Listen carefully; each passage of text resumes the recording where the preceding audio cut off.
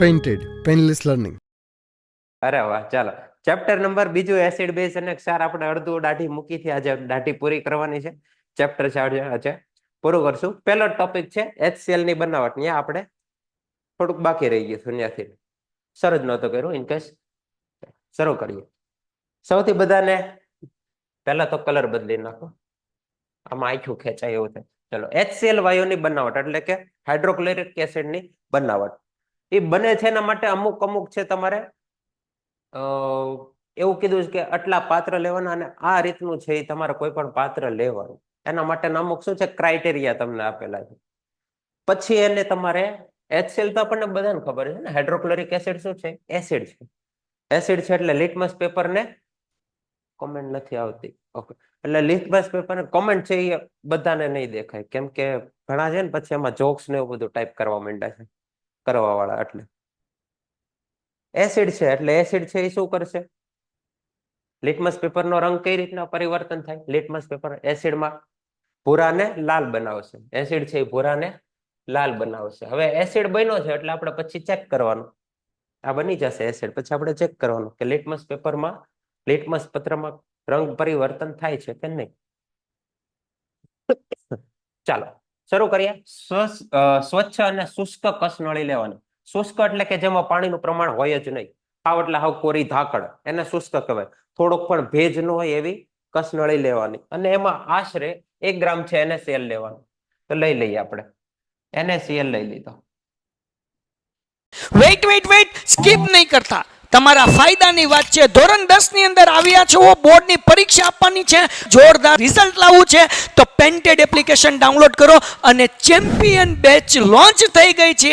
Champion વિદ્યાર્થી સાથે ભળી જાઓ. આ લાઈવ લેક્ચરની અંદર ગણિત, વિજ્ઞાન, સમાજ, ઇંગ્લિશ, ગુજરાતી બધુંય ભણાવીએ છીએ. અનમ્યુટ કરીને ઘરેથી બોલીને ડાઉટ પૂછી શકો અમારા લાઈવ લેક્ચરમાં. અને તમારે ટ્રાય કરવી છે, ખાલી 300 રૂપિયા આપીને મહિનો દિવસ ટ્રાય કરો ને પછી મજા આવે તો આગળ જોડાવો. તમે એમ કહો સાહેબ તમારું રિઝલ્ટ આ છે, મારી પાછળ રિઝલ્ટના ફોટા જોઈ લો અમારા ટોપર્સ, અને તમે ચેમ્પિયન બનવા માંગતા હો ચેમ્પિયન બેચ સાથે જોડાઓ. Good bye. પછી પ્રક્રિયા કોની સાથે કરવાની? આ પ્રમાણે સાધન ગોઠવવાનું. આવડા જે નીચે છે શું છે? મીઠું છે, સોડિયમ ક્લોરાઇડ. એમાં પછી તમારે શું નાખવાનું છે? સાંદ્ર H2SO4 એટલે કે sulphuric acid.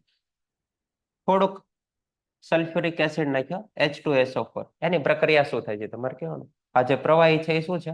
સાંદ્ર H2SO4 sulphuric acid. પ્રક્રિયા કઈ રીતના થશે? સોડિયમ ક્લોરાઇડ માંથી શું છૂટું પડે? સોડિયમ અને ક્લોરાઇડ. H2SO4 માંથી શું છૂટું પડે? સૌથી પહેલા એક હાઇડ્રોજન આયન છૂટો પડશે અને એક છે એ હાઇડ્રોજન સલ્ફેટ આયન છે એ છૂટો પડશે. Hydrogen sulphate HSO4-1. સૌથી પહેલા આ રીતના છૂટું પડે, પછી છે SO4- છૂટું પડે. તો જે સોડિયમ છે પ્લસ એ કોને લઈને ભાગશે? માઇનસ, ઋણ વીજભારિતને. એટલે સંયોજન શું બનશે? NaHSO4. આને કહેવાય sodium hydrogen sulphate. Sodium hydrogen sulphate, અથવા તો આનું બીજું નામ છે સોડિયમ બાયસલ્ફેટ. સોડિયમ બાયસલ્ફેટ. વધ્યું શું? આ બાજુથી રહ્યો ક્લોરાઇડ આયન, આ બાજુથી રહ્યો હાઇડ્રોજન આયન. એ બે સંયોજન શું બનાવશે? Sulphuric acid. સલ્ફ્યુરિક એસિડ છે એ વાયુ સ્વરૂપે છૂટો પડશે અને NaHSO4 છે એના જલીય દ્રાવણમાં મળે. અહીંથી છે વાયુ છે ઉત્પન્ન થયો. કયો વાયુ બન્યો છે? HCl. હાઇડ્રોક્લોરિક એસિડ છે એ છૂટો પડ્યો. એકમ કસોટી છે. ઓકે, વાંધો નહીં. આમાંથી ઘણું બધું પૂછાશે એકમ કસોટીમાં. HCl વાયુ છે છૂટો પડ્યો. હવે HCl વાયુ એટલે કે હાઇડ્રોક્લોરિક એસિડ જે વાયુ છૂટો પડ્યો છે એની આપણે પરખ કરવાની છે. પરખ કરવા માટે પહેલા છે એ સૂકું લિટમસ પેપર લેવાનું, એટલે કે ડાયરેક્ટ એમનું કોરું હોય પાના જેવું, એવું લેવાનું. અને બીજું છે એ તમારે પાણીમાં પલાળીને લાવવાનું. બીજું લિટમસ પેપર છે પાણીમાં પલાળીને લાવવાનું. જે સૂકું લિટમસ પેપર છે એમાં કોઈ પણ રંગ પરિવર્તન જોવા મળશે નહીં.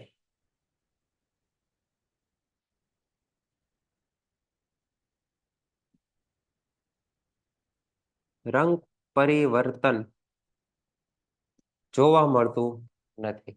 એટલે જો તમે ભૂરું લિટમસ પેપર લીધું હોય ને તો ભૂરું ભૂરું જ રહે, ભૂરું લાલ થશે નહીં. પણ જો ભીનું લિટમસ પેપર હશે તો એ ભૂરા લિટમસ પેપર માંથી શું થઈ જશે? લાલ. આવું શું લેવા થયું? આવું શું લેવા થયું? કોઈ પણ વસ્તુ એસિડ છે કે બેઝ, એની પરખ કઈ રીતના થાય છે? એમાં રહેલા આયન્સ ને લીધે, એના હાજરમાં રહે, એમાં હાજર રહેલા આયન. એસિડ હોય તો H+ આયન હશે અને બેઝ હોય તો OH- આયન હશે. બેઝ હોય તો OH-. હવે સૂકું લિટમસ પેપર છે, વાયુ તે કેવો છે? સૂકો છે, વાયુ સ્વરૂપે ઉત્પન્ન થાય એટલે આમાંથી ને કઈ આયનો બને નહીં. એટલે સૂકા લિટમસ પેપર ને કોઈ પણ રંગ પરિવર્તન કરશે નહીં. નો ડાઉટ છે એસિડ, છે એસિડ, પણ એસિડિકતા માટે, એના એસિડના સ્વભાવ માટે જવાબદાર કોણ છે? Hydrogen ion. જવાબદાર કોણ છે? Hydrogen ion. એટલે જ્યારે તમે ભીનું લિટમસ પેપર લેશો ત્યારે જે હાઇડ્રોક્લોરિક એસિડ જે બન્યો છે એમાંથી હાઇડ્રોજન આયન અને ક્લોરાઇડ આયન છે એ બની જશે. આટલા હાઇડ્રોજન આયનની પરિસ્થિતિને કારણે, હાઇડ્રોજન આયનની હાજરીને કારણે ભૂરા લિટમસ પેપરને લાલ બનાવે. તમને અહીંયા પછી પૂછે છે કે ભાઈ તમે હવે શું એમાં નિહાળ્યું? એ તમે કહો કે ભાઈ કયા કિસ્સામાં લિટમસ પેપરના રંગમાં પરિવર્તન થાય? તો આપણે કીધું ભીના લિટમસ પેપરમાં. બરોબર. શુષ્ક HCl વાયુ અને HCl દ્રાવણ, આ બંનેના એસિડિક સ્વભાવ વિશે તમારું શું અનુમાન છે? એસિડિક સ્વભાવ કોને કહેવાશે? જેમાં હાઇડ્રોજન આયન બનતા હશે. બરોબર છે. તો હાઇડ્રોજન આયન શેમાં બનશે? વાયુમાં, શુષ્ક વાયુમાં નથી બનતા. પણ તમે એનું જલીય દ્રાવણ એટલે પાણીમાં બનાવેલું દ્રાવણ કરશો ત્યારે એમાં આયનો છે છૂટા પડશે. એટલે HCl છે એનું દ્રાવણ જે છે એ એસિડિક સ્વભાવ ધરાવે છે એવું તમે કહી શકો, કેમ કે એમાં હાઇડ્રોજન આયન છે. જ્યારે શુષ્ક HCl વાયુ છે એમાં કોઈ પણ પ્રકારના હાઇડ્રોજન આયન જોવા મળતા નથી. એટલે શુષ્ક HCl છે એમાં કઈ રંગ પરિવર્તન નહીં કરી શકે. આમાં તમને પછી એવું કીધું છે કે વાતાવરણને શુષ્ક બનાવવા માટે જે કસનળીમાંથી જે વાયુ ઉત્પન્ન થશે, આજુબાજુના વાતાવરણમાં એવું બને ક્યારેક ભેજ હોય. અત્યારે વાતાવરણનો વરસાદી માહોલ છે. ચેપ્ટર નંબર 2 ભાઈ, ચેપ્ટર નંબર 2. અત્યારે વરસાદી માહોલ છે તો વાતાવરણમાં ભેજ હોય, વાતાવરણમાં ભેજ હોય તો પણ તમને થોડોક છે રંગ પરિવર્તન જોવા મળે. પણ આજુબાજુનું જે વાતાવરણ છે એકદમ શુષ્ક બનાવવા માટે શેનો ઉપયોગ કરવામાં આવે છે? કેલ્શિયમ ક્લોરાઇડની રક્ષક નળી. કેલ્શિયમ ક્લોરાઇડ નું સૂત્ર થશે CaCl2. કેલ્શિયમ ક્લોરાઇડ અહીંયા લઈ લો. આ નહીં દેખાય છે. Calcium chloride CaCl2. Calcium chloride ન લખે ક્યારેક MCQ માં CaCl2 એનું સંયોજનનું રાસાયણિક સૂત્ર આપે તોય પણ તમને આવડવું જોઈએ. બરોબર છે કે હાઇડ્રોજન વાયુની હાઇડ્રોક્લોરિક એસિડ વાયુની બનાવટમાં વાતાવરણને શુષ્ક કરવા માટે નીચેનામાંથી શેની બનેલી રક્ષક નળી વાપરવામાં આવે? તો કે કેલ્શિયમ ક્લોરાઇડની બનેલી રક્ષક નળી છે વાપરવામાં આવે. કેલ્શિયમ ક્લોરાઇડની રક્ષક નળી વાપરવામાં આવે. શું ન સમજાણું? જો H+ હશે, હાઇડ્રોજન આયન હશે તો એસિડિક સ્વભાવ છે એવું કહેવાશે. અને એસિડિક સ્વભાવ કઈ રીતના ખબર પડશે? લિટમસ પેપરને જો ભૂરામાંથી લાલ કરે તો. હવે શુષ્ક વાયુ ઉત્પન્ન થાય છે એટલે એમાં કોઈ પણ પ્રકારના હાઇડ્રોજન આયન એટલે કે H+ બનશે નહીં. હવે જો તમે ભીનું લિટમસ પેપર લીધું એટલે ભીનું છે એટલે એમાં શું છે? ભેજ છે. ભેજમાં શું હોય? પાણી હોય. પાણીના સંપર્કમાં જેવો HCl વાયુ આવશે એટલે એમાંથી હાઇડ્રોજન આયનો છે એ છૂટા પડવા મળશે. એટલે કે એમાંથી હાઇડ્રોજન આયન છે એ બનવા મળશે. જેવો હાઇડ્રોજન આયન બને એટલે એ લિટમસ પેપરના ભૂરામાંથી લાલ કરી દેશે. અહીંયા જો તમને દેખાય આ ભૂરું લિટમસ પેપર છે, આગળના ભાગમાં લાલ કલરનું થઈ જશે. પણ ક્યારે થશે? ભીનું લિટમસ પેપર હશે તો. ભીનું લિટમસ પેપર હશે તો. આ લે લિટમસ પેપર એટલે નથી ખબર? આયલા હે માં માતાજી, લિટમસ પેપર એ શું છે? સૂચક છે. એસિડ અને બેઝ માટેનો કુદરતી સૂચક છે. કુદરતી સૂચક મેં તમને જ્યારે પહેલો લેક્ચર હતો ત્યારે જ મેં તમને કીધું હતું. કુદરતી સૂચક તરીકે લિટમસ પેપર છે. પછી શું મેં તમને કીધું હતું? હળદર. હળદરને પણ કુદરતી સૂચક માનવામાં આવે છે. અહીંયા લખી લો કુદરતી સૂચકો કયા કયા છે, નકર ભરાઈ જાઓ પરીક્ષામાં. લિટમસ પેપર, કુદરતી સૂચક લખાવું છું, લખી લેજો.